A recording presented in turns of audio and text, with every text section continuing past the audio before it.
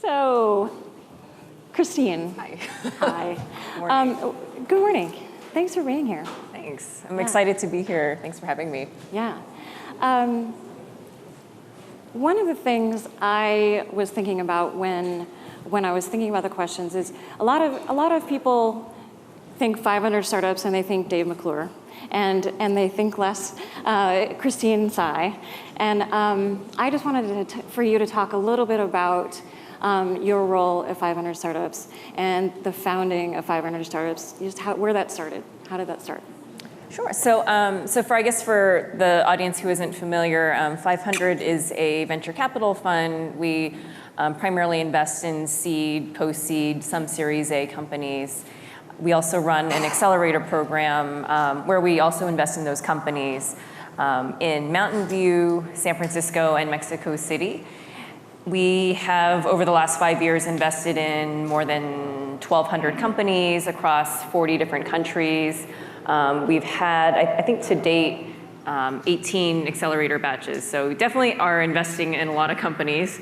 Our team at this point is over 80 people around the world. Mm-hmm. And I guess in terms of what I focus on, it certainly has changed a lot over the 5 years. I don't know if any of you read or subscribe to the First Round Review. It's a kind of newsletter that goes out from First Round Capital. A lot of really good stories around building companies, entrepreneurship, a lot of case studies. And there was one recently written by, I think her name is Molly Graham, someone who is currently the COO at a company called Quip, and she was early at Facebook.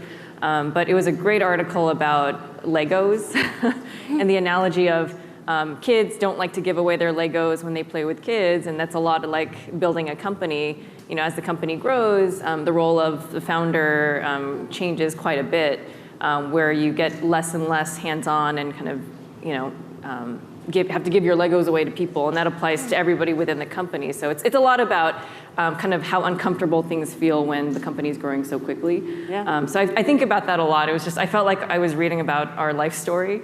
But so I guess today I mostly, I'm definitely supporting a lot of the folks on the team, still actively investing myself, but my kind of where I oversee things are primarily the accelerator, our in-house growth marketing team, which we call the distribution team.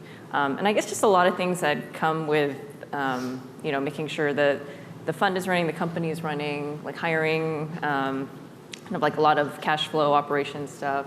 But yeah, all sorts of different things, I guess. But it's definitely been a very, like all of you who are founders, kind of very much a roller coaster type of ride. But hopefully it's not going like this. It is kind of going like this. I think it is, yeah. So tell me a little bit about how the founding story of 500 Startups. Like, how did you found it in the first place? What was that? Right. So I think like actually around 2008, that time frame. So Dave McClure. So Dave had originally been doing some angel investing and decided he wanted to try to start a fund. So 2008 obviously was not a good time to start a fund. So a couple years later, I think he spent some time running other people's money. So with like Founders Fund had an angel fund, and Facebook had kind of like an incubator program. At the same time, I had met Dave around 2007 or so when I was still working at Google/YouTube. This is kind of before maybe in the early days of him angel investing. And we just, developed a relationship. We got to know each other. We met through a company that I was working with and that he was advising. Never thought, several years down the line, we'd be running 500 together. But around 2010 or so, I think he was starting, trying it up again, trying to start a fund. And I remember he would call me and tell me that he was talking about a fund. I kind of didn't really listen to it because he was, the primary reason he would call me those times was to try to get a free ticket to Google I/O, which I was working on. So I was just like, yeah, you have a fund, okay, that's nice. In any case, so that was the year also. I'd been at Google for a while, and I decided I wanted to leave.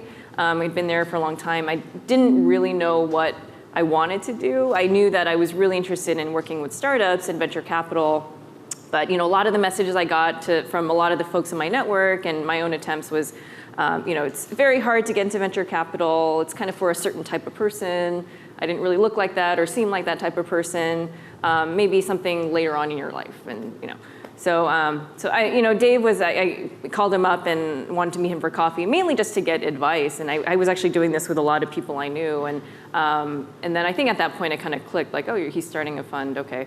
But I was really just like, so, what do you think I should do? I'm also talking to other companies for operating roles.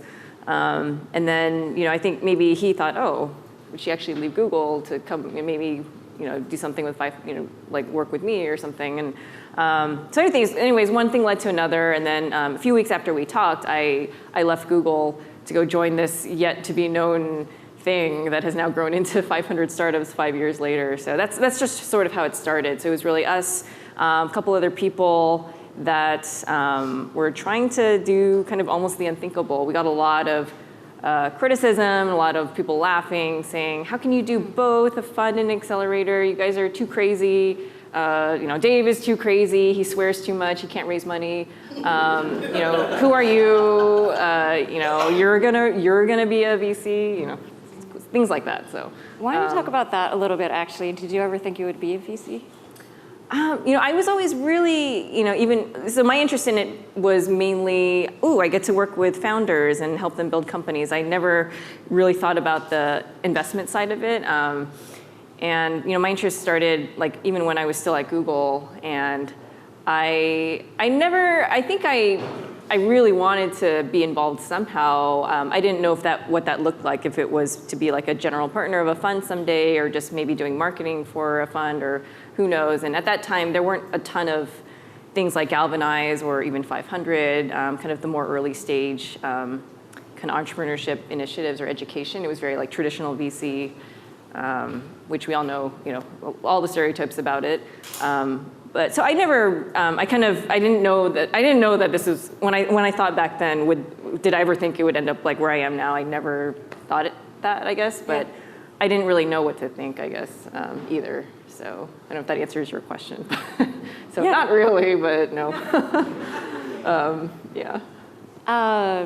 Did you believe in yourself becoming a VC and doing that work, and did others believe in you? And did others believe in you? I'm not sure if others believed in me. I actually don't know. Certainly, like my own support network in terms of like my family, and actually, before I started 500 with Dave, I was married, so I always say my husband, but without kids, and now I have 2 kids, so it was certainly a lot of support from him and my family during both the growth of 500 and the growth of our family. So it was definitely like 2 startups at once, which is kind of a lot. But in terms of other people, I think yes, maybe. I don't know. I did kind of sometimes people say, oh, you're going to be a VC? Like, kind of like, really? I don't know what that meant. I didn't try to probe. I didn't know if it was because they just never expected someone like me, or if it was, oh, you've never founded a company, or who knows. But so I generally have felt supported. There's certainly always questions I have had over the last 5 years, whether I was, as specific as kind of being the odd person out in a meeting of, like older white men, let's just say, or maybe people wondering, like, I'm still getting questions like, oh, can you get me on Dave's calendar? And I'm like, I don't do that. So I don't know. Sometimes those little things have happened, and in some sense do still continue to happen. But whether that means it's not supported, I don't know. I try not to think about it. I just try to kindly clarify the story and just keep going. So yeah. So is that how you, if you were to give advice to others who come across situations like that, where they're being asked to calendar for their co-founder, for example, which would suck, right? What advice would you give, or how do you cope with that? Do you just kind of ignore it and move on, or what do you do? In the specific instance, so I think this can happen a lot, not just myself personally. And there always is kind of the question of someone like Dave is obviously very, very visible. But it happens a lot with, I think, co-founders where it is either, male, female, even if say the woman is the CEO, maybe in investor meetings, questions go to the guy, or say the woman is a CTO, they continue to still ask questions to the guy about the tech. And I've heard this happen a lot, where they'll redirect to the CTO and they still kind of go the other way. Or even worse, let's say if there are two women founding the company, it's hard to imagine some of the questions that I've heard been asked happen in this day and age, but they do. They, can't believe two female founders built the company themselves, suggesting to them that they should hire a male CTO, all sorts of things that you just never would think. Or questions like, oh, well, you aren't that serious about this company because you probably have a husband that will, is making money, so you're just this is like your little side hobby, which is actually something that was said to one of our female founders, who is not married, actually, is single. So it's just like these assumptions still happen, and I can't believe that they do. But in terms of like how to handle it, and obviously, I don't really like the idea of just kind of like ignoring it. I think it should be addressed, both in the moment and kind of in terms of perception. For me personally, I think a lot of it has just been, when those things happen, I will say, kind of, as much as I don't want to, I say kind of diplomatically, actually, I don't manage his calendar. Please contact, his assistant. And then, say it's something like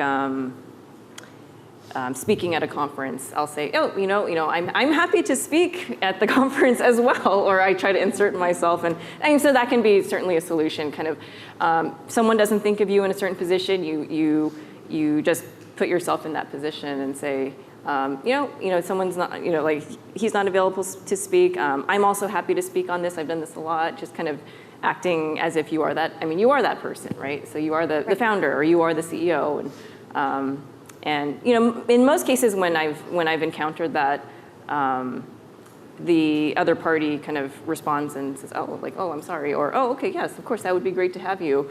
In some rare instances, they don't get it, but. It's hard to fix everything. Their loss. Yeah. So only 4% of VC partners are women, and that number has actually gone down since 1999, when it was 10%. It's gone from 10% to 4%. Not good. Why do you think that is? Why do you think there are fewer women VCs? That's a good question. There's certainly, I don't think it's necessarily just one reason. It could be a number of things. Some of this may be colored by a lot of the press, especially recently over the last couple of years.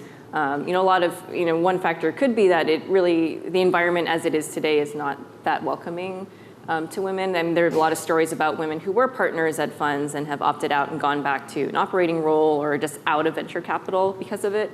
It could be something that's not even specific to women. It could be that, VC as a whole, as an industry, has not performed super well over the last few years, and so it's contracted a bit. So naturally, maybe the number of funds has gotten smaller, and as a result, the number of female partners.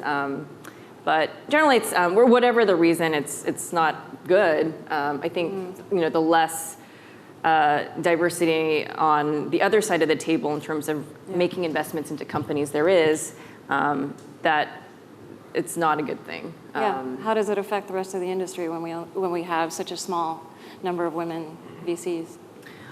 It certainly it does make a big difference, I think. That's something that I think I feel pretty strongly about in terms of founders who are trying to start businesses, whether they themselves are targeting an audience that is overlooked or not understood well, but is still a huge market, or they are founders that just don't look like the typical, the stereotypical Silicon Valley founder, whether they're women or they're African American or LGBT, or they're older, maybe they're not the 20-year-old, 30-year-old founder, they're 50 or 60.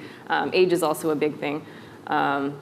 Or they walk into a meeting and they're super pregnant. Just anybody that just doesn't look, is not what you expect. Yeah. I do think that when the investors are also of a certain type. They expect certain things. They maybe aren't able to understand the certain business, or they might not, like a perfect example of this is, a founder pitching a business targeted towards women to, a room full of male VCs who kind of maybe don't know the problem firsthand, or they try really hard, but they think, I'll go home and ask my wife, or it's not the same as pitching that to an investor who would get it immediately, whether that is a woman or, one example could be like a company we invested in, a company we invested in called Maven. They're building, enabling stylists to retail product, and primarily the African-American demographic. And I remember, Deshaun said in the early days, people just in Silicon Valley do not know that market. They just kind of thought, hair extensions, like what?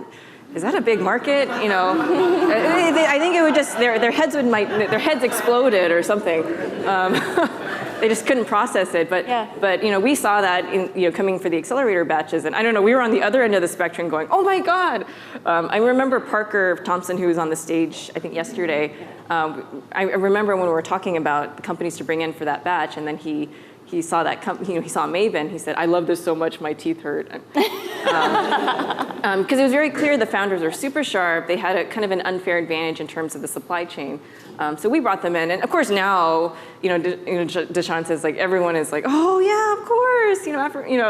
Hair extensions, it's a huge market.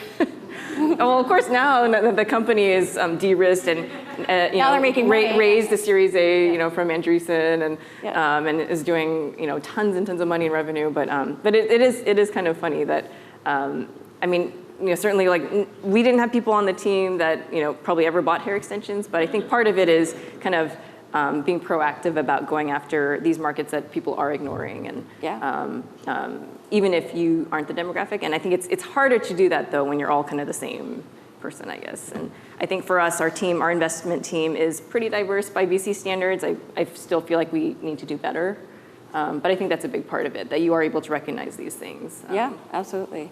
What do you think? Do you think that VCs have a responsibility to diversity and inclusion in tech? I think in terms of just the good of society and as a responsibility as a human, I guess. Yeah. I mean, I certainly think so. But I think even if you don't think about that aspect, if you think about just purely making money on the fund, making returns to your LPs, definitely. Like it's a pretty well-known, in terms of just investments in finance, diversification, right? So, there is really no fundamental reason why a great billion-dollar company couldn't be founded by a woman or an African-American founder. There's no really logical reason. There's no logical reason why it can't be. And understanding VCs love to pattern match and whatnot, and they all think, oh, looks like Mark Zuckerberg, of course it'll become, Yeah. But that's not true. We have plenty of examples of companies that we've put money into that are not that. They look different. They're maybe not even from the US, they're international. That's another piece of, kind of diversity and inclusion. We think that we do it because we think we're gonna make more money that way. Honestly, like diversity is great for all sorts of reasons, but also like it's just better business if you think about it. Thinking about it from the VC hat, from the investor hat, you're investing especially in markets that are not being looked at by other people, but they make a lot of money, or it's addressing something that no one's gone after. That's actually more potential to do better. So, so for us, that's why it is very important. We got a lot of questions about, say, investing internationally. People thought, 500 invests in a lot of international companies, but it was kind of said in a very negative way, like, oh yeah, international is just not, it's kind of something else, or it's not going to perform as well.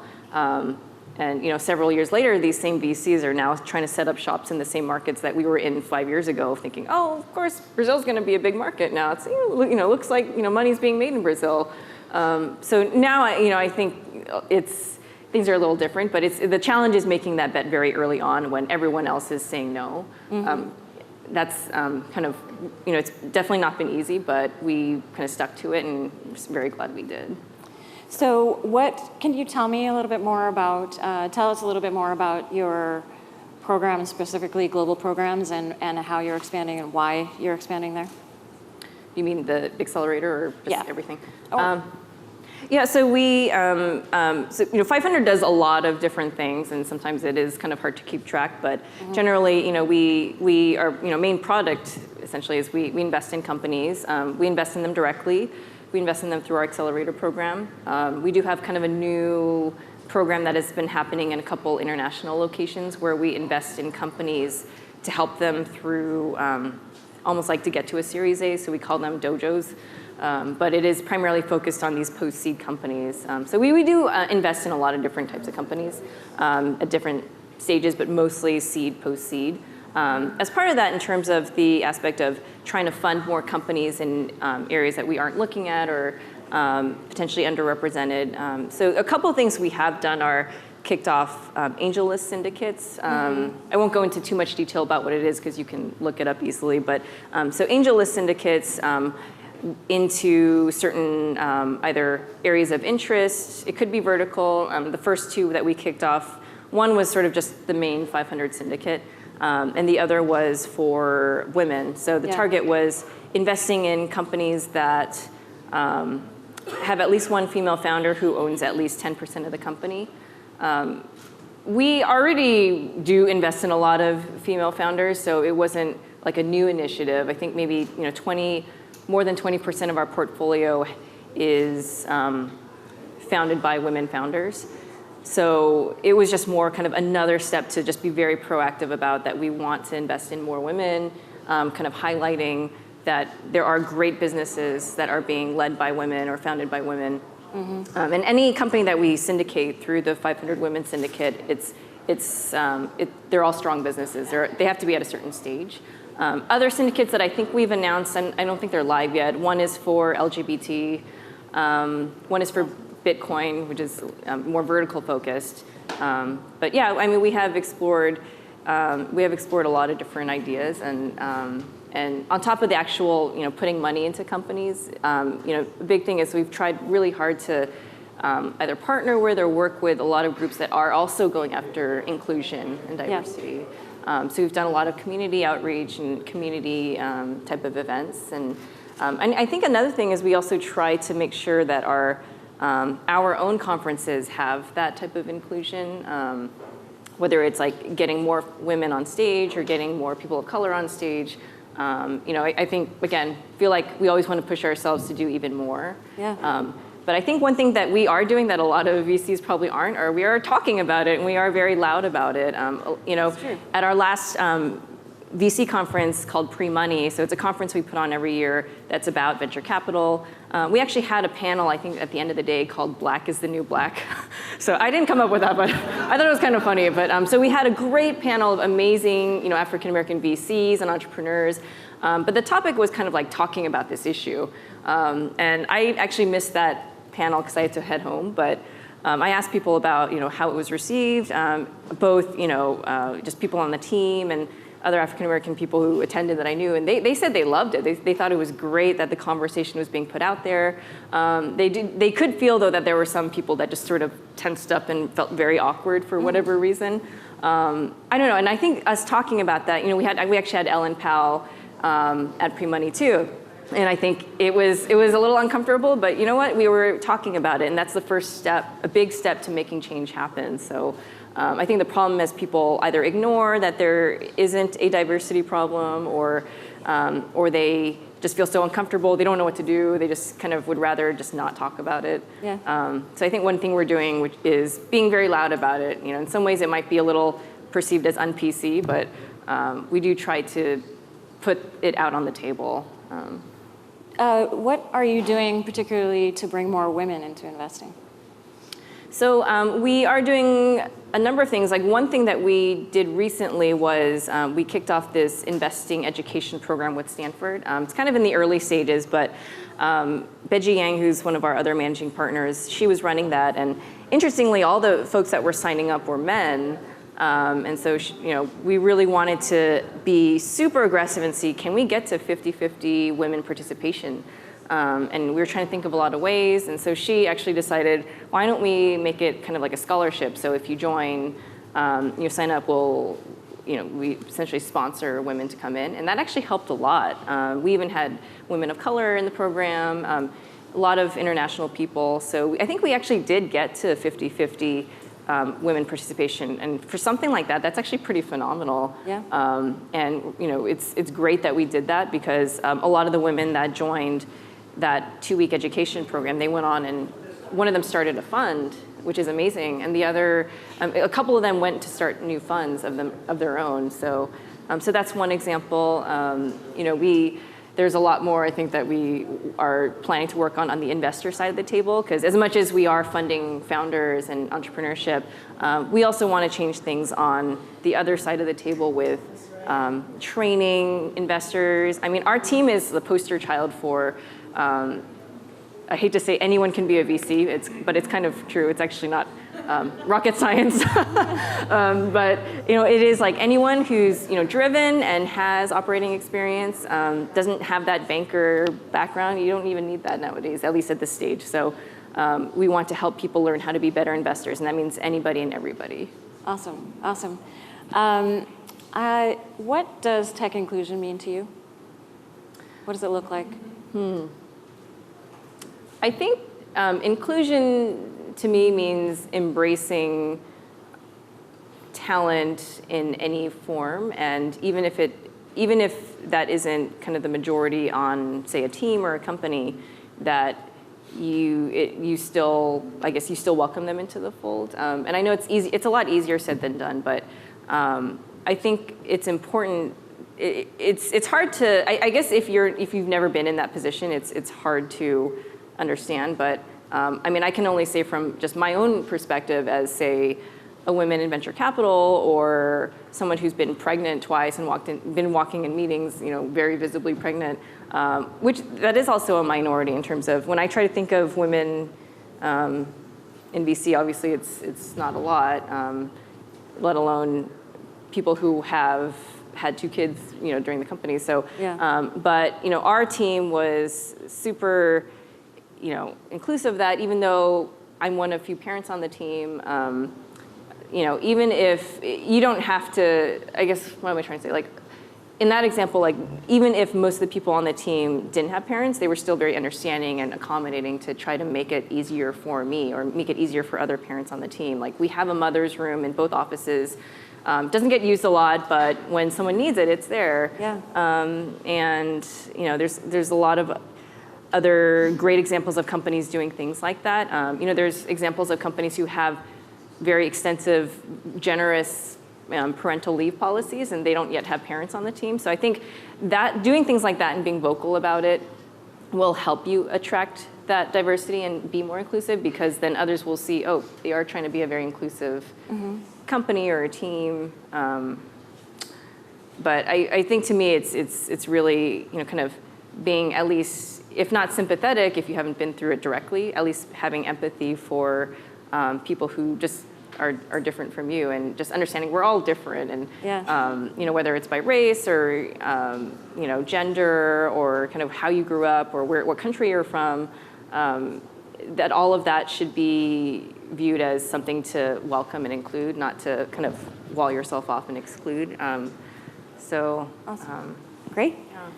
We'll open it up to a couple of questions.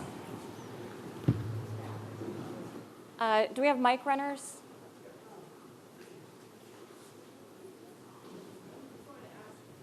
Oh, wait for the mic, please. Oh.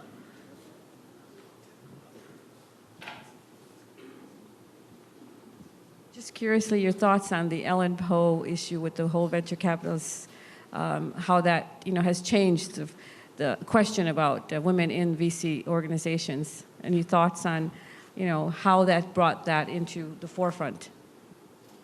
I couldn't hear the the Ellen Poe issue. Oh, okay. How did that affect? How did that affect things? I mean, that case got a lot of press, and it's obviously hard to comment on what actually happened, but I think there obviously were not good things that happened, regardless of what the jury said, I think. And what actually makes me both optimistic that the conversation was put out on the table, and it it made people kind of look at themselves in the mirror, and there was just a lot more attention on the issue. I have to say the sad thing to me about it, just to be frank, was that just how, I guess, the type of criticism that she got, and this seems to happen a lot whenever women speak up about these types of issues, that, oh, she's just, uptight, or she just wants this for money, and this happens in even more extreme cases of, I'll say even for rape cases, it's, a lot of women are afraid to speak up about harassment or discrimination because they get attacked, or they, So it's interesting, not many women, or not women specifically, but not many people really kind of publicly went out there and said, I support Ellen, she's speaking up for what she believes in. Nobody really did that. Very few people did.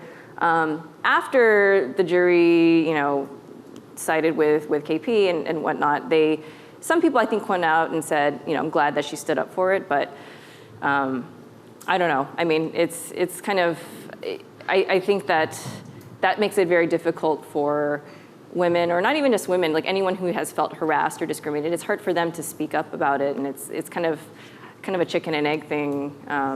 But my hope is that the more people speak up about it, the less that people will feel like the less that they feel like they, I'm not sure what I'm saying, but basically just wanting to see more people be open about it and have the conversation. So, people going out and saying, this is what happened to me in a VC meeting. Some guy put his hand on my leg, or, someone, it was very clear they weren't comfortable with me because I was 8 months pregnant and they thought I couldn't run a business. People actually talking about it and putting it out there, it's uncomfortable, but you know what? Change is uncomfortable, even if it's for the better. So I hope more of that happens. Great. Linda, go ahead. Thank you. Thanks, Christina. I really enjoyed your comments. And I have to do a shout out to Dave McClure because I want to say something that he told me a couple of months ago. Yeah. Oh, can you turn it on?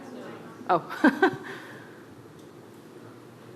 Okay. Oh, I'm Linda Parker Pennington, by the way, so nice to meet you. Nice to Thank meet you. you for your comments. So I just wanted to shout out, I'm a big fan of Dave McClure, so I got to tell my Dave McClure story, because I saw him speak at a conference 5 years ago, but a couple of months ago, we were at an event together, an investor event, and there was a woman, one of your partners, talking about the women's syndicate that you mentioned. Okay. Yeah. So I went up to Dave, being the shy person that I am, and I asked Dave, so you have a women's syndicate, are you thinking about African American and Latinos?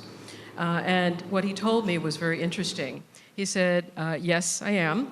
And as a matter of fact, we've invested, 500 Startups has invested in 24 African American founded companies in the last 3 years. But yeah. So, well, that was the number he told me. So it was maybe last week, but Okay. we invest fast. No. So, and he went on to say, the obvious, which he said, I'm pretty sure that's more than most investors. So I just wanted to say I was struck by the fact that, number one, he knew that. Number two, he's been thinking about this space. Number three, he actually is, building a syndicate. So I just wanted to re-offer my services. Since I'm an impact investor, and I'm a big fan of Dave McClure's and now yours. So I'd like to follow up on that conversation with you. Great. Thanks. We have a question over here, Felicia. Can you pass this? Good morning. Great talk. Felicia Hatcher, Black Tech Week, Miami. So I think there's been quite a few stories in the media of people getting a lot of investment funding and kind of burning through it really fast. And so can you talk about how they've been able to or companies package up their failure and still get more funding? I'm not sure if I understand. So companies who fail. Yeah, And then, so there's companies that get a ton of funding, they fail, and you kind of see them getting funding again. I want to know, as an entrepreneur, how do you package up failure and sell it back and get more money?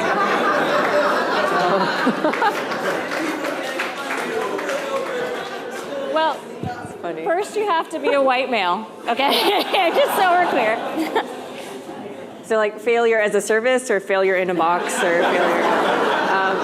I guess it depends if you mean that they had some epic failure and then they decided to start a new company, or if it was they failed and then it's the same company but new investors came in to help. So either case, it is definitely very case by case. I know sometimes things get blown up in the media. There are some companies where, and also maybe it depends on how the company failed, like tons of funding if they raised a couple million, or if they raised it was like an Uber type level company that exploded and then they're starting a new company. But we have backed some founders whose companies have failed the first time if we felt like they kind of understood what happened, and we liked the new business. So that has happened. In terms of how they're able to do it, some of it is how good of a relationship they had with their investors. Again, how well they communicated about maybe why things failed. And I think that's somewhat the beauty of Silicon Valley and tech and startups is that it's not like this everywhere, especially in a lot of other countries. Failure is a pretty bad thing.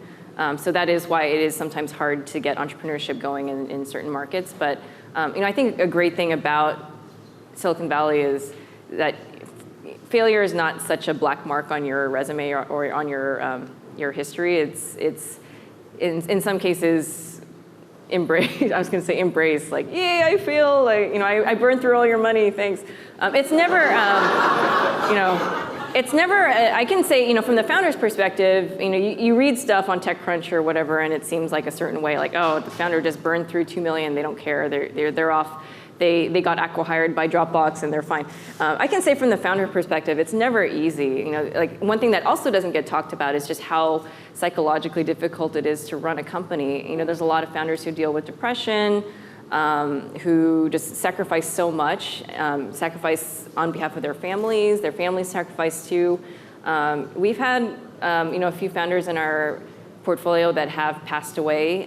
In one or two cases, it was due to running the company. I think one was a suicide, one was, I think he just got overworked and he was quite young and I think he had a heart attack. But so it does happen, and I think that that's something that should be also brought to the table, just founders feeling like they're getting the support that they need. And we certainly say that a lot to our founders, that if you ever need to talk, you have our numbers, and you have each other, so. We'll take one more question over here.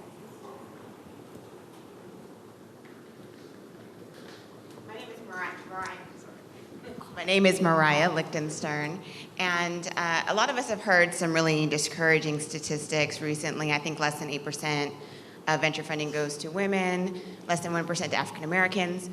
We've also heard that 3 out of 5 businesses are started by women, but 80% of the companies that pitch to VC are founded by men. So I'm wondering if you could speak to why you think it is that more women are not pitching VC or getting VC funding, and the same for underrepresented founders.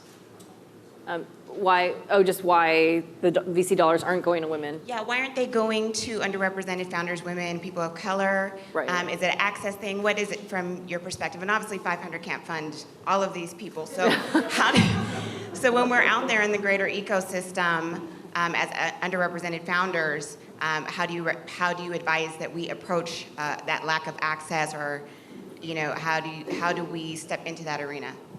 Right. I'll try to focus on that because that's a little bit more actionable. In terms of like the why, with everything, there's not just one reason. There's all sorts of reasons. Just the whole system is not set up in a great way. I mean, you could go on all day about like why the problem is like this. But in terms of like, so if you are, say, a woman or a woman of color, and you maybe don't have access, your network is not. Like if you're trying to get intros to investors, I think one thing certainly is, maybe this is an assumption, but obviously making sure that you are building a great company, and the more data you have, the better. So I think a lot of the issues around discrimination and whatnot, it happens at all stages, but I think for founders, it especially, all those biases and whatnot, I think they're heavily influenced when the company is still, it's a little questionable about, they're early, maybe they haven't launched, or they have launched, but there isn't much traction yet.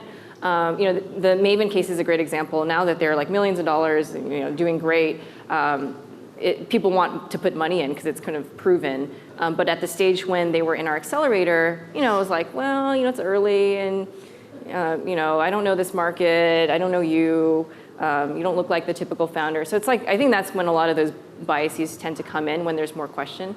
So certainly one thing is obviously, first and foremost, as a founder, that you would care about is to build a great business. But in terms of, how do you get in front of those investors? I think the good thing about things like, let's say, even like Galvanize or the programs that we run is it's a lot easier to get access to those people and those networks than it ever was before. There's certainly tools like AngelList. So I think like just relentlessly networking is a big thing. And there are a lot of organizations that do try to help founders get access to other founders or entrepreneurs. So I think it's definitely just building the network and going from there. And it is, that could be the case for anybody, not just people of color or women or whoever. There are folks who come in from the Midwest. Like I ran into some guy who tried to come into our office, and he was, tall white male. It's like very easy for him, but he's from the Midwest and he doesn't know anybody, and he's going to have the same challenges. I think he's going to come here, try to find a way to build a network. But I think the culture of Silicon Valley, for most cases, is very much pay it forward, being open to making connection with each other. And I think the issue with like connecting with other founders, I feel like is not as difficult. I think most of them just really want to help each other. So I think Awesome. that's what I would suggest, I guess. Just, Awesome. Well, thank you Thank you very so much. We are running a little behind, so this next transition, if you could make that transition as quickly as possible, that would be great. Thank you so much. Thank you very much.